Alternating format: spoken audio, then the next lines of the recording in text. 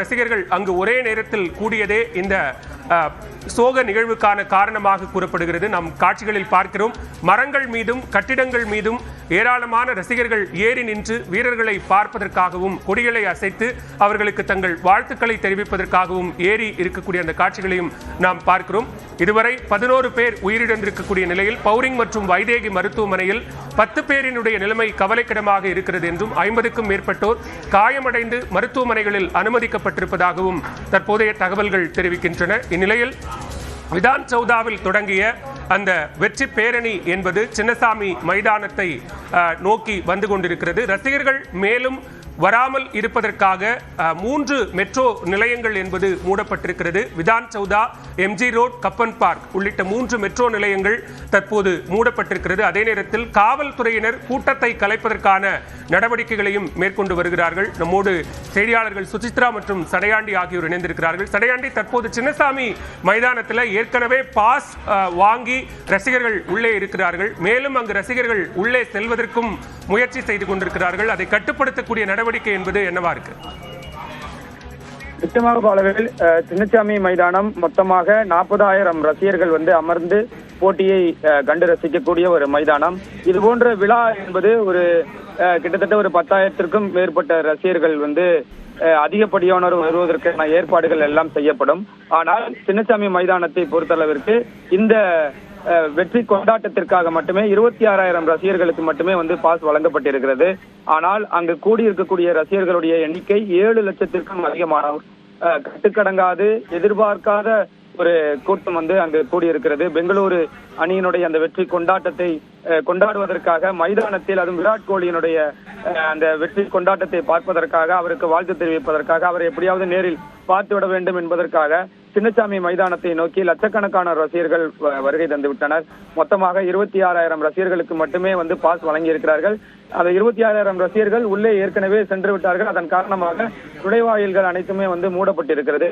அதையும் தாண்டி வீரர்கள் செல்லும் போது அவர்களோடு சேர்ந்து அவர்களோடு கொண்டாடி கொண்டே அந்த 3, 10 மற்றும் 21 ஆகிய நுழைவாயில்களின் வழியாக செல்ல வேண்டும் என்பதற்காக இந்த பாஸ் வழங்கப்படாத ரசிகர்கள், பாஸ் கிடைக்காத ரசிகர்கள் எப்படியாவது உள்ளே சென்று அந்த கொண்டாட்டத்தில் நம்மளையும் ஈடுபடுத்திக் கொள்ள வேண்டும் என்ற ஒரு ஆசையோடு கூடியிருப்பதன் காரணமாக ஒரு குறிப்பிட்ட நுழைவாயில் அதிகப்படியான ரசிகர்கள் கூடியதன் காரணமாக ஒரு கூட்ட நெரிசலானது ஏற்பட்டிருக்கிறது.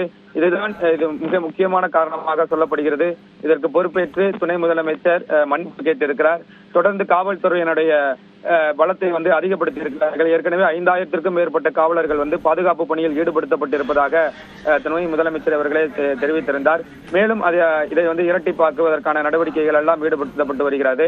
அருகில் இருக்கக்கூடிய காவலர்கள் அனைவருமே மைதானத்தை பலப்படுத்துவதற்காக பாஸ் இல்லாத ரசிகர்களை அனுப்புவதற்கான ஏற்பாடுகள் எல்லாம் செய்யப்பட்டு வருகின்றன. இருந்தாலும் போக்குவரத்து நெரிசலும் ஒரு கடுமையாக இருக்கிறது. எந்த பக்கம் திரும்பினாலும் ஒரு கடுமையான போக்குவரத்து நெரிசல்.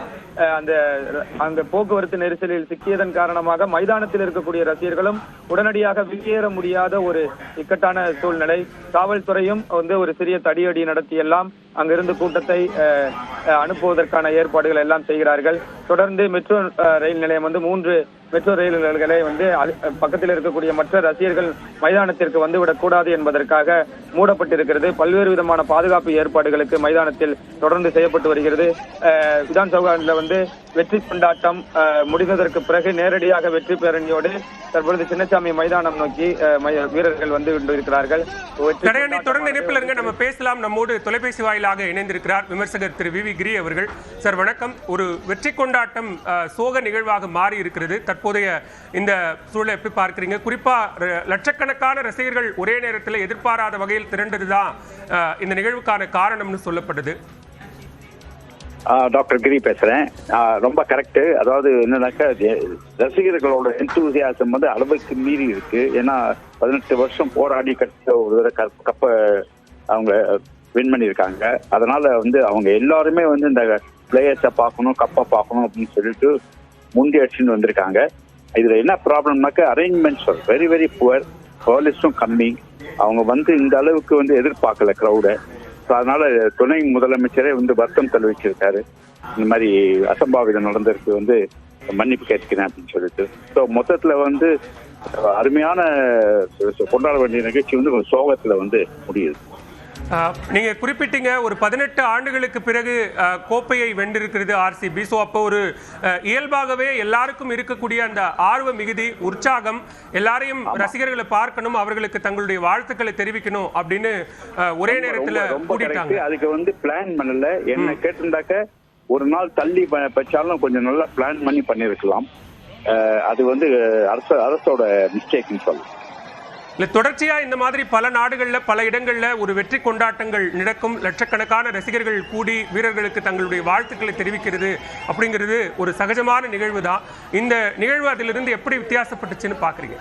இல்ல, இது என்னன்னா, இது சில ஒரு குரூப் ஆஃப் பீப்புள் அந்த ஹூலிகனிசம் சொல்லுவாங்க. அதாவது கலாட்டா பண்றதுக்குன்னே வருவாங்க. அவங்க இந்த மாதிரி நடுவுல ரொம்ப கும்பல் கூடும்போது அவங்க ஆன்டி சோசியல் எலிமெண்ட் இந்த மாதிரி ஒரு அசம்பாவித சம்பவத்தை உண்டு பண்ணிட்டு அதுல கிடைச்சதை சொட்டிட்டு போறது மாதிரி லாபம். மிக்க நன்றி திரு கிரி. இணைப்பில் உங்களுடைய கருத்துக்களை பகிர்ந்து கொண்டமைக்கு நன்றி. கர்நாடகாவில் ஆர்சிபி அணியினுடைய வெற்றி கொண்டாட்டம் என்பது சோக நிகழ்வாக மாறி இருக்கிறது. 11 பேர் கூட்ட நெரிசலில் சிக்கி உயிரிழந்த நிலையில் 10 பேரினுடைய நிலைமை கவலைக்கிடமாக இருப்பதாகவும் 50க்கும் மேற்பட்டோர் தற்போது மருத்துவமனைகளில் சிகிச்சை பெற்று வருவதாகவும் கூறப்படுகிறது. கூடுதல் விவரங்களோடு இணைகிறார் செய்தியாளர் சுசித்ரா. சுசித்ரா, தற்போது பவுரிங் மற்றும் வைதேகி மருத்துவமனையில் இருப்பவர்களினுடைய நிலைமை என்பது என்னவாக இருக்கிறது? காவல்துறை தரப்பிலிருந்து சில தகவல்களும் பகிரப்பட்டிருக்கிறது. விவரங்கள். சுமார் 50க்கும் அதிகமான ரசிகர்கள் சிகிச்சைக்காக தற்பொழுது பவுரிங், வைதேகி மற்றும் மல்லாரோட் பகுதியில் இருக்கக்கூடிய மருத்துவமனைகளில் சிகிச்சைக்காக அவர்கள் அனுமதிக்கப்பட்டுள்ளார்கள். ஏற்கனவே 7 பேர் பவுரிங் மருத்துவமனையில் சிகிச்சை பெற்று வந்த 7 பேர் உயிரிழந்த இடத்து அந்த பகுதிக்கு, அந்த மருத்துவமனைக்கு நேரடியாகவே தற்பொழுது கர்நாடக மாநிலத்தினுடைய முதல்வர் சித்தராமையா பவுரிங் மருத்துவமனைக்கு நேரடியாகவே அங்கு சிகிச்சை பெற்று வரும் ஆர்சிபி ரசிகர்களை அவர் சந்தித்து வருவது நம்மால் காட்சிகள் பார்க்க முடிகிறது. அது மட்டுமல்லாமல் உயிரிழந்தவருடைய குடும்பத்தினரையும் சந்தித்து அவர் அந்த ஆறுதலை அவர் கூறி வருகிறார்.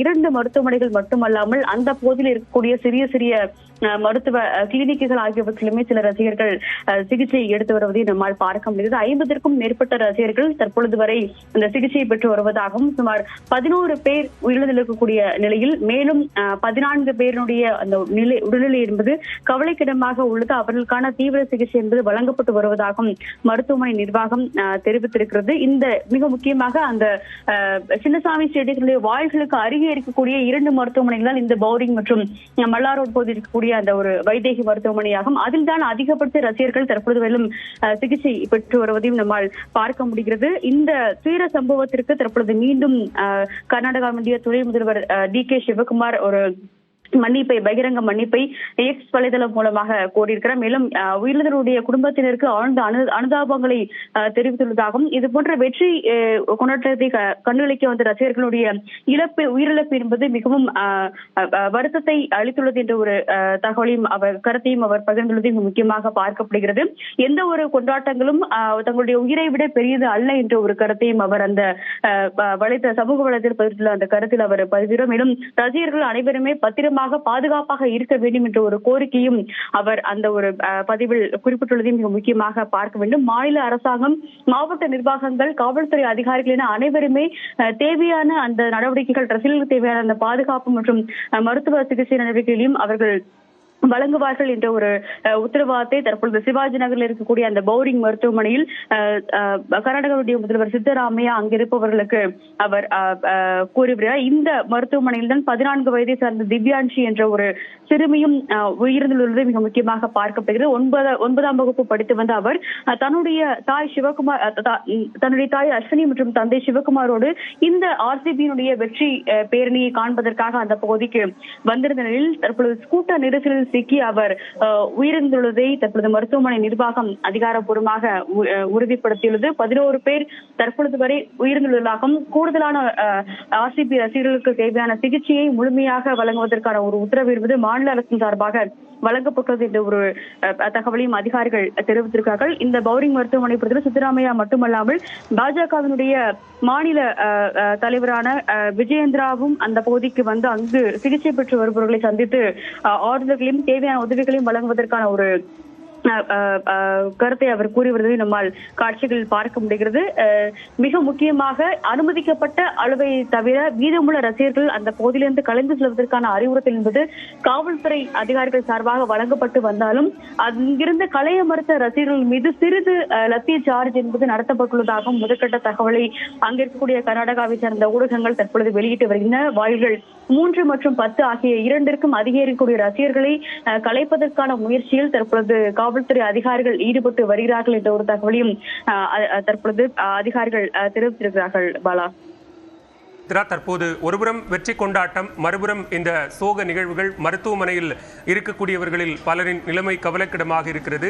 காயமடைந்தவர்களுக்கு சிகிச்சை அளிக்கக்கூடிய அந்த நிகழ்வையும் நாம் பார்த்துக் கொண்டிருக்கிறோம். அதே நேரத்தில் விதான் சௌதாவில் தொடங்கிய அந்த வெற்றி பேரணி என்பது சின்னசாமி மைதானத்தை வந்தடையக்கூடிய அந்த நிகழ்வுகளையும் பார்த்துக் கொண்டிருக்கிறோம். ஏராளமான ரசிகர்கள் அங்கு முறையான பாஸ் வாங்கி மைதானத்திற்கு உள்ளாக அமர்ந்திருக்கக்கூடிய நிலையில் வெளியில் இருக்கக்கூடிய ரசிகர்கள் மைதானத்திற்கு உள்ளே செல்ல முயற்சிக்கக்கூடிய அந்த காட்சிகளையும் நம்மால் பார்க்க முடிகிறது. காவல்துறையினர் நீங்கள் குறிப்பிட்டதை போல லேசான தடியடி நடத்தி அந்த கூட்டத்தை கட்டுக்குள் கொண்டு வரக்கூடிய அந்த காட்சிகளையும் நாம் பார்த்துக் கொண்டிருக்கிறோம்.